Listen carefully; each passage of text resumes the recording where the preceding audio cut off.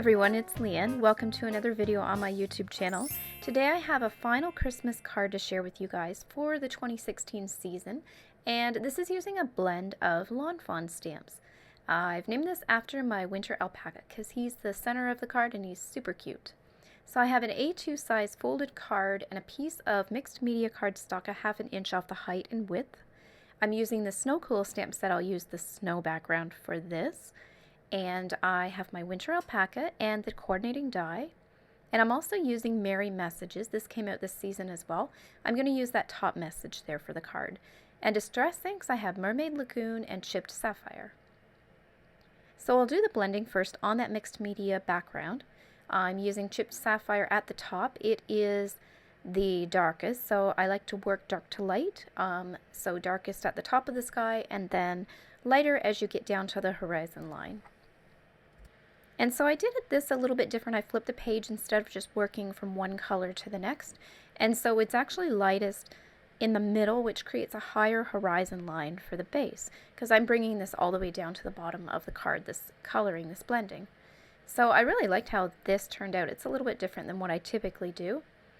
I'm going to use Versamark ink to stamp the background because I will be embossing. I'm going to use white Recollections embossing powder. It's in the color Snow, and it's just an opaque white. So adding this ink, and I'm just going to hold the base down because the ink is really sticky, and just find center, and this stamp actually fits nicely on this base. So I'm able to center that, and I'm just adding the embossing powder, the fun part, and I will run this under my heat tool once I have this all set here. I just use the back of a paintbrush to knock the card and knock off any extra embossing powder before I run it under the heat tool. So now I have that set with the heat tool, and I'm just adding my sentiment, and I'm using the grids on my acrylic block, and that really helps me find center because I can use those grids to match up the edge of my paper as well. So I'm using Memento Tuxedo Black ink, and I'm going to do a test strip here just to make sure that the background isn't too dark, and it will stamp nicely and everything looks good. So I'm going to go ahead, I'll re-ink that and apply this to the bottom.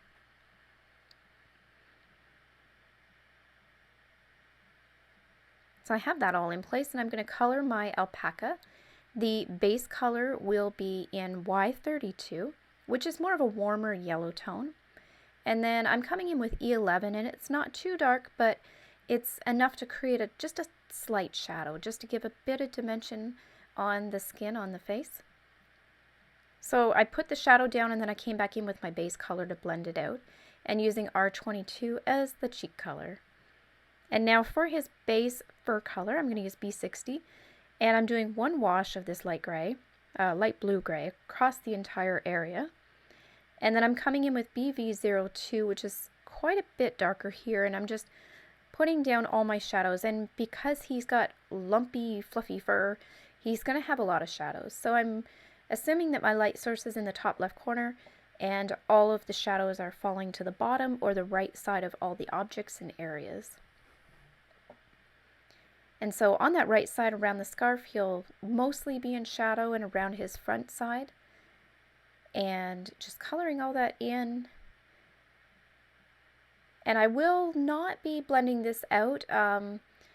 It's such a small area, and I do want some of the fur to be defined a little bit. I don't want it to be too blendy or too much of a gradient. I really want to see those lumps in his fur, so, or the definition of those little bulges and stuff. So I'm just flicking the pen and just creating these little pock marks, I guess, just to give a little bit of visual texture. And then my favorite part is his bright red scarf because it looks fantastic against the blue background. So I'm coloring this with R46 as the base, and then I'm going to come in with R29 as a shadow. So the shadow again will fall anywhere on the right side of the scarf, and anywhere there's folds that where the scarf overlaps, there's going to be some shadow behind that overlap. So once I have my shadows in place, I didn't feel they were very dark, so I came in with RV69, and just in the deepest corners I added a little bit more of this color, and then I'm blending it out with my base color, so R46.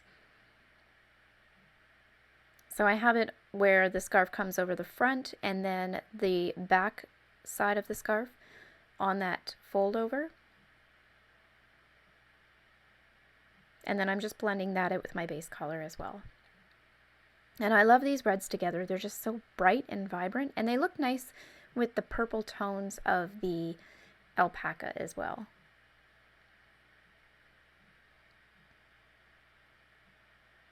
So I'm adding a bit of shadow at the front at the bottom too, just assuming that that part of the scarf would be folded towards the front of the alpaca.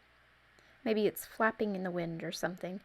So you can pretty much create your shadows where you feel they can fall, and it's hard to mess it up. A scarf can bend, so it could be any way, I guess.